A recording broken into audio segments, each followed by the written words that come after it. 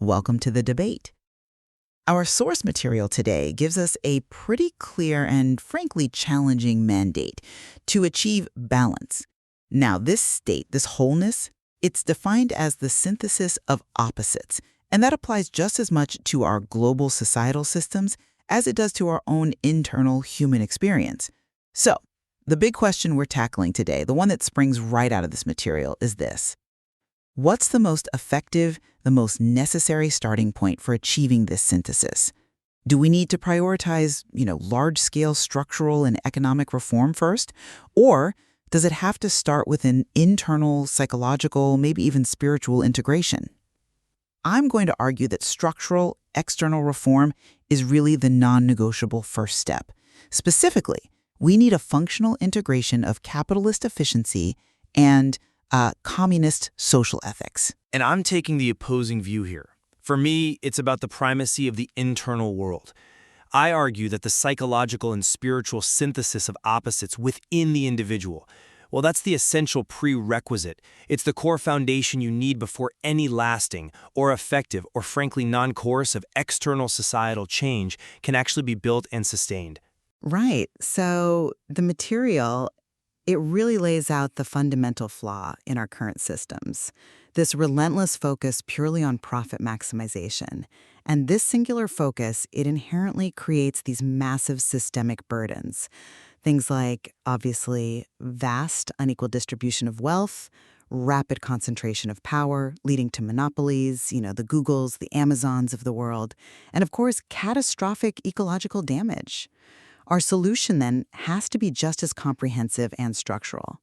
We really need to forge a system that successfully blends, let's say, the capitalist component, that drive for innovation, motivation, self-fulfillment, with the social component. This means ensuring social justice, guaranteeing access to basic needs like healthcare, education, housing, all for collective well-being. And the text, it gives us concrete structural steps to tackle these failures. For example, introducing a common good indicator, a CGI, to measure societal contribution alongside GDP, or implementing mandatory resource budgets for corporations, and deeply democratizing workplaces through things like employee co-ops. Perhaps most profoundly, the material even suggests constitutional reform, adapting protections, like the Fifth Amendment in the U.S. context, to make sure property rights fundamentally serve the common good and sustainability, rather than just, private accumulation. These are immediate, measurable things we can do. I come at it from a slightly different angle. While I certainly don't deny the severity of those systemic issues you've outlined, I really believe that external conflict is fundamentally a mirror of inner and outer division. The structures we build, the laws we enforce, they just end up reflecting the psychological state of the society that's creating them. So for me, true lasting transformation, well, it has to begin within the human psyche. The source material describes this path to balance as an integration. Integrating the active principles, think fire, structure, drive, focused clarity, with the receptive principles, think water, empathy, emotional depth, flexibility. Now, when we fail at this integration, we get stuck in what the text calls the destructive pendulum mode, just cycling between these unsustainable extremes. You see leaders, individuals, exhibiting paralyzing control behaviors, maybe overactive perfectionism, which really are just masking deep-seated insecurity. Or you see the opposite, perhaps, emotional narcissism, where this intense self-absorption just prevents any genuine collective engagement. So achieving the true balance mode, the state of, say, the calm performer or the self-aware helper, it demands we overcome some pretty deep psychological barriers. Things like cognitive dissonance, these deep-seated limiting beliefs, and that pervasive fear of identity loss that often comes with profound change. The ultimate goal, as I read it, is realizing our connection to the source, which leads to genuine compassion. And, well, the text calls it outfeeling, akpathi. And those are the essential internal ingredients you need for true collective action. Okay, I see the power of focusing on that internal mirror. I do. But let's really scrutinize the causality the source material presents, because it highlights a very strong link running directly from the structure to the psyche. It points out that capitalist societies, by emphasizing intense competition and this kind of radical self-responsibility inherently generate deep psychological burdens. The text is quite clear on this. This economic climate fosters economic insecurity and social isolation, and that leads directly to the explosion of burnout, anxiety, depression, things we see everywhere globally. These aren't just, individual character flaws that need a bit of spiritual self-help.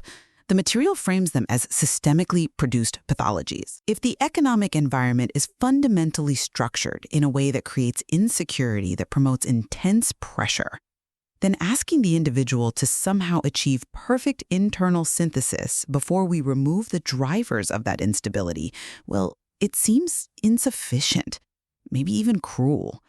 We have to change the structure first to allow internal flourishing to become the norm, not just some exception achieved only by the most resilient among us. I'm sorry, but I just don't buy that the external system is the primary progenitor of the internal state. The fundamental principle of correspondence that the text mentions, the inner reflects the outer, and vice versa, it strongly suggests that the conflict we experience internally is what we unconsciously project onto our systems. Look, even if we had a system that was, on paper, structurally perfect, some utopian framework of resource sharing and democratic work, if the people designing it, leading it, are still operating from that destructive pendulum mode, maybe from exhaustion or unchecked ambition or profound need for power, that structure will inevitably be disrupted. It will be corrupted. We've seen this historically, haven't we? The structural attempt, for instance, to enforce the collective good through communism, well, it resulted in the restriction of individual freedom. And that suppression led directly to deep alienation, social tension. It kind of proves that structural attempts to legislate collective harmony often fail if they suppress personal, emotional, or psychological expression. You can certainly adjust the tax code, sure, but you cannot legislate genuine compassion or selflessness. The external structure needs a stabilized human foundation to actually succeed. And furthermore, let's look at the motivation problem that seems inherent in your structural fixes. You champion mechanisms like, say, rewarding common good-oriented firms. But have you really considered the risk that lacking that internal synthesis just leads to, stagnation? Bureaucracy? That was a problem that famously plagued centrally planned economies, right? If the core of human motivation isn't rooted in something deeper, like self-realization and own initiative, driven by a self that's internally balanced and genuinely wants to contribute, then external metrics and rewards, they'll inevitably just lead to shallow compliance. People gaming the system, regulatory box ticking maybe, without any authentic ethical commitment to the common good. That profound drive to innovate, to create, surely that has to come from the realized inner source, not merely from a tax break. I see why you'd emphasize that internal moral compass, I really do. But let me offer a slightly different perspective, one rooted in institutional pragmatism. We have to start where we have the most immediate, the most profound leverage. And arguably, that is with institutional structure. We're not suggesting we wait around for universal spiritual enlightenment. We're talking about changing the parameters of success right now. The material focuses on rewarding creative ideas and success when, and this is the key part, when they align with the common good. That's the critical shift. It takes the powerful, existing engine of capitalist energy, the profit motive, which is undeniably strong, and structurally redirects it toward collective benefit. That seems like a pragmatic, immediate step toward balancing those extremes of pure competition versus enforced equality. And to your point about the difficulty of enforcement, the structural reforms outlined are designed to be gradual, actionable. The 5 steps of change mentioned are schrittweise, sequential. This allows the concrete, tangible benefits of balance, things like greater social security, stable housing, reduced economic stress, to actually be experienced directly by the population. And experiencing this material security, that's precisely what can help people overcome the psychological resistance, the fear, the deep-seated scarcity mindset that you're rightly worried about. The structure can create the safety net that allows the psyche to maybe relax a bit and begin its deeper work. Moreover, we have clear structural examples cited that show immediate global efficacy. The source material uses the penicillin case study, right? This case demonstrates that a structural commitment, a commitment to collaboration and open data, essentially solving the problem of knowledge monopolization, immediately solved a major global health challenge. We didn't need every pharmaceutical executive to spend decades achieving some perfect inner balance mode. We needed the industry to be structurally mandated to balance profit against openness and ethics. So our focus has to be on practical legislation, like ensuring publicly funded research immediately enters the public domain, making collaboration the default setting. Structure shifts the entire landscape of possibility, sometimes instantly. Okay, I see the logic there with penicillin, but I'm still not convinced that simply adjusting patents or introducing a new financial metric, like the common good indicator, is sufficient leverage on its own. While I agree those are useful tools, absolutely, such fundamental shifts require widespread buy-in. And critically, they require a willingness to transcend old, deeply ingrained paradigms of individualism, of scarcity thinking. The text itself repeatedly anchors its ultimate vision on the idea that, well, change often begins within.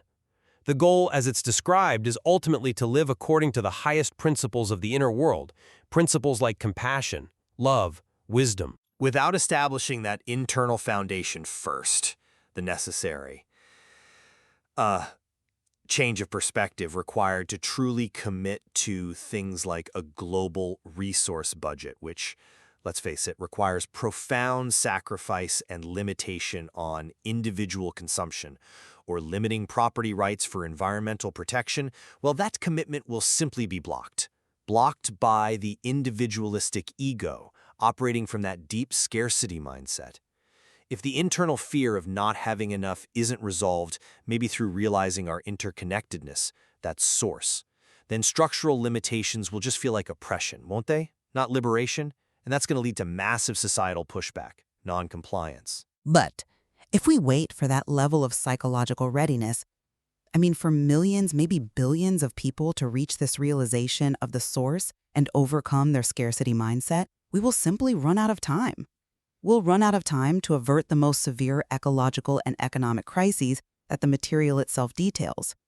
We can't afford, surely, to wait for universal psychic healing. The material explicitly details how to amend constitutions, for example, to ensure that property serves the common good. This isn't some subtle policy tweak. It's intended as an institutional firewall, designed to curb exploitation immediately. And how, practically speaking, does the internal first approach address the concentration of power by these monopolistic tech giants right now? Those entities are structurally designed, hardwired, to maximize profit regardless of the internal spiritual state of their CEOs. We have to apply structural pressure.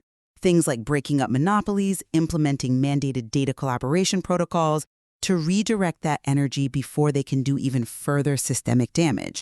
Structural change offers immediate, verifiable relief from these kinds of systemic pathologies. I appreciate the urgency, I truly do. But let's consider the practicality of actually enforcing those structural firewalls you're talking about without the internal preparedness. When you mandate limitations on consumption or impose a resource budget, you inevitably require an immense increase in centralized bureaucratic oversight. Now, if the people managing that oversight are still operating from the pendulum mode, maybe driven by insecurity, control behaviors, arrogance, then that resource budget doesn't become a tool for sustainability, does it? It becomes a tool for potential tyranny. You risk replacing economic exploitation with bureaucratic stagnation and state control, which just leads to new forms of alienation. The path of internal work, though, through cultivating self-knowledge, through integrating those active and receptive principles, that's what creates leaders and citizens who operate from wisdom and genuine empathy. This state of internal stability is what could make decentralized worker cooperatives truly resilient, for instance. It's what prevents something like the CGI from just being manipulated for political gain. Look, we're not advocating for passive waiting here. We're arguing that simultaneous, intensive internal work is the only way to sort of inoculate your necessary structural fixes against inevitable human frailty and corruption. To summarize my position, structural integration is the essential, pragmatic path forward. By modifying our foundational economic systems, our governance, even our fundamental laws, we immediately create the necessary framework for a balanced society, one that preserves crucial individual freedom while guaranteeing collective well-being and environmental sustainability. This concrete structural change provides the stable, supportive ground from which sustained internal flourishing and psychological synthesis can actually occur reliably across whole populations. We have to stabilize the foundation of the house first, so the architect can then safely work on the interior design. And to summarize mine, while structural adjustments are undoubtedly required, especially to manage the immediate crises we face, the deepest and most stable path to lasting balance comes from that internal synthesis, the integration of our active and receptive forces.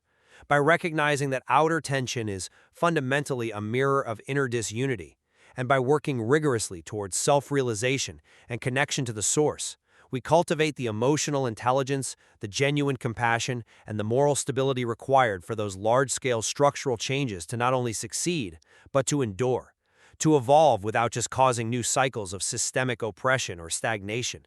We need to stabilize the architect first, perhaps, allowing them to draw a blueprint that truly honors all dimensions of human experience. The material certainly outlines both the mandate and the mechanisms for external systemic change that could theoretically be implemented today. And yet it also brilliantly illuminates the necessary internal preconditions for that change to take root genuinely within the human heart and mind. It seems both positions clearly illuminate the complex and definitely dynamic nature of achieving wholeness, whether that's within the individual or within society as a whole. It really suggests that the ultimate solution isn't strictly an either-or, but perhaps a constant dynamic interplay between these two necessary spheres of transformation.